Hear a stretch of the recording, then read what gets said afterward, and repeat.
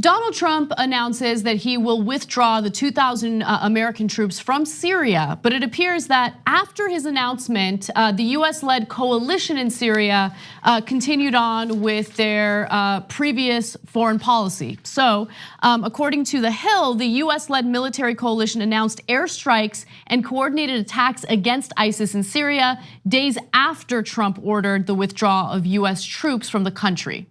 So the attacks were actually carried out from December 16th to the 22nd in the Middle Euphrates River Valley. Okay. Also, keep in mind that we have allies who have assisted us in what's going on in Syria. So those allies might continue on with what they had previously planned. So for instance, the UK Major General Christopher Gahica says the following: ISIS presents a very real threat to the long-term stability in this region, and our mission remains the same, the enduring defeat of ISIS. So they're continuing on. And then there's the added layer of Israel's involvement, because the Israeli government has actually gotten more involved following Trump's announcements. Anna, before we go to the Israel involvement, because I think the Israeli actions are a little different, although obviously related. I just want to say about the US-led military coalition, the bombing. They said after this that this was a, quote, significant blow to the terrorist group's ability to finance its activities. They claimed about taking out all these fighters, as Anna told you, and that they have, quote, severely degraded the group, which I'm always amused by that language. They degraded them, humiliated them, told them they were naughty boys. Anyway, but in terms of how they mean it, I know what they mean. Like, oh man, we messed them up, and they're now in really bad shape. They're severely degraded. But I've heard that dozens of times. So if I'm Trump, I ask the same question he asks. Wait, didn't you tell me you severely degraded them 38 times already? How badly can we degrade them? Okay, they're pretty humiliated. So the military-industrial complex never ever wants to withdraw.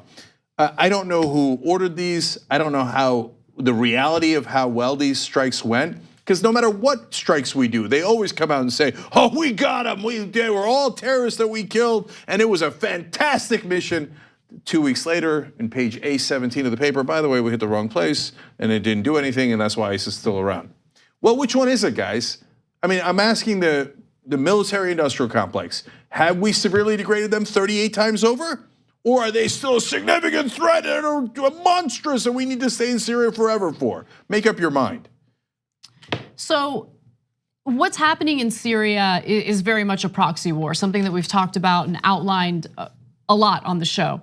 And Israel is involved because Iran is involved. So Iran has influence in Syria, and so Israel sees that as a threat. And following Trump's announcement of withdrawing troops from Syria, Benjamin Netanyahu made a decision to act. And he did so through airstrikes near Damascus. And unfortunately, there were some civilians who could have lost their lives as a result of these missiles, or these airstrikes, I should say. But I want to give you a Reuters news report that kind of highlights and details exactly what happened. Take a look. Israeli jets reportedly hitting targets near Damascus on Tuesday night. This video from Hezbollah purporting to show surface-to-air missiles fired in response. The nature of the targets unclear, though Syrian state media says an arms depot was damaged. The UK-based Syrian Observatory for Human Rights said the strikes hit bases used by Hezbollah or Iranian forces. No confirmation of the attacks from Israel, but the Israeli Defense Forces said they had responded to a missile fired from Syria. In the past, Israel's Air Force has struck scores of targets it says are connected to Iran or Lebanon's Iran-backed Hezbollah movement. Now, Benjamin Netanyahu did release a statement saying, quote, I have said that we will not be deterred from doing what is necessary. President Trump's decision to withdraw the American soldiers from Syria will not change our policy. We are standing steadfast in our red lines in Syria and everywhere else. Well, good luck with that. So Israel is launching strikes into a different sovereign country. And I think the government of Syria is terrible. I don't support Bashar al-Assad, and I think he's a dictator, and I think that civil war has been disastrous. That doesn't mean that I support bombing that country. And so if Israel decides, hey, our policy is to bomb them, I know we're not ever gonna say it in America, but isn't it fair to say, okay, well then that's your problem, not my problem. We're looking to withdraw from Syria. You wanna get involved in deeper in Syria? Have at it, Hoss, but keep us out of it. But they're not going to. That's why I tell you this. If they get in any degree of trouble, I mean, they lose one Israeli soldier, they're gonna come crying to us, and they're gonna say, oh my God, now you gotta come back in. And instead of 2,000 troops, you're gonna have 20,000 or 200,000. Israel is in danger. But wait a minute, you are the ones launching the missiles. They say, oh, this hasn't happened since November 29th. So Israel bombed them a month ago. They keep on bombing them. Now they're gonna have their reasons. They're gonna say, oh, Hezbollah's bad guys, and in a lot of ways they are. And so, okay, but just leave us out of it. Are you gonna ask for money for that war? Yes, you are, right? You're gonna ask for billions of dollars from us to finance your wars, aren't you? They do every year, and it gets financed every year. You know, conservatives complain about foreign aid. Foreign aid to help starving kids they find to be unacceptable. Foreign aid to finance Israel's aggressive wars they find to be wonderful. That doesn't make any sense at all. So if Netanyahu and his right-wing government in Israel is willing to say now, we will never ask America for help on this, then you do whatever you like, and that war between Assad and you is your problem. But you're not gonna do that. This is meant to draw us back in. Netanyahu says, oh, you're withdrawing, I don't like that. So I'm gonna fix US policy, I'm gonna change US policy by aggressively bombing Syria, starting a conflict that I know will have blowback from my own citizens, and when my citizens are going to get hurt, I'm not going to take personal responsibility for that because no right winger ever does. Instead, I'm going to come crying to Daddy, who's Uncle Sam, and I'm going to make you go back into Syria. We should say hell no to that. But knowing how Washington works, it'll work. It will work, and just to give you an idea of how well it's worked in the past.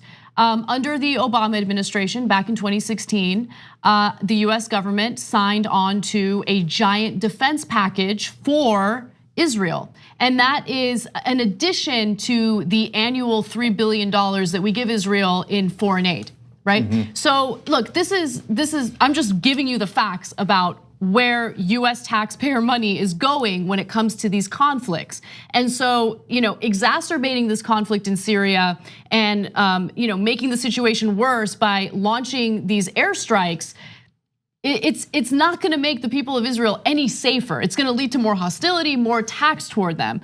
So he doesn't like, Benjamin Netanyahu doesn't like Trump's decision to pull out of Syria, but again, we believe it was the right decision. We keep wasting our resources and intervening in wars that we shouldn't intervene in. And unfortunately, Netanyahu just wants to, I'm forgetting the word. What instigate. Is it? Not only Provoke. Instigate. Draw us in. Yeah, draw us in and take a situation. What is it called when cops are supposed to calm the situation down? Escalate. Escalate, that's the word that I was looking for. He wants to further escalate the conflict in Syria, and it's unnecessary. Yeah, well, it's necessary for right-wingers because that's how they win elections. Netanyahu has a lot of political problems at home. He is terribly corrupt, and as most right-wingers are. Look at Donald Trump over here. He's trying to distract people, and if it turns out getting Israeli citizens killed, so what is what he thinks, because that's what the right wing always thinks. So what if I get US soldiers killed? So what if I get Israeli soldiers killed? So what if I get Israeli citizens killed? It's gonna improve my poll numbers. That's how right wingers act all throughout the world. And then lastly, spare me your crocodile tears about allies. Oh, but Cenk, you don't understand they're an ally. Yeah, there's a lot of allies we don't agree with. So Canada is a wonderful ally, but they are now supporting pipelines that take out some of the worst fossil fuel on the planet, and eventually, obviously, we'll put it into the air and lead to a lot more carbon emissions. So Canada is a great ally. I generally like their leader. I hate that decision. I'm allowed to say that I don't like the decision of our ally. Mm-hmm. That is a perfectly acceptable thing to say. So please, please spare me your really fragile, thin skin about, oh my God, it's Israel. No, you're never allowed to criticize them. Sad day for you. We are allowed to criticize them, especially their vicious right-wing government that has not helped their people at all all it has done is led to more wars. Finally, it's bad enough that we have our own unnecessary wars that we start, but we should not be fighting the unnecessary wars that other countries start, whether they're Turkey, Israel, Russia, or any other country. Saudi Arabia. Saudi Arabia, definitely. Get the hell out of Yemen. Do not help the Saudis at all, okay? And we are consistent on that. Of course, right-wingers, as usual, with very few exceptions, all the rules go out the window immediately when it's Israel. And this is a naked attempt to draw us back into the war, the disastrous war in Syria. Call it what it is. On the go? Don't worry, we got you covered. You can still listen to TYT at our new podcast network. Find us on Apple Podcasts, the Google Play Store, or at tyt.com/podcast.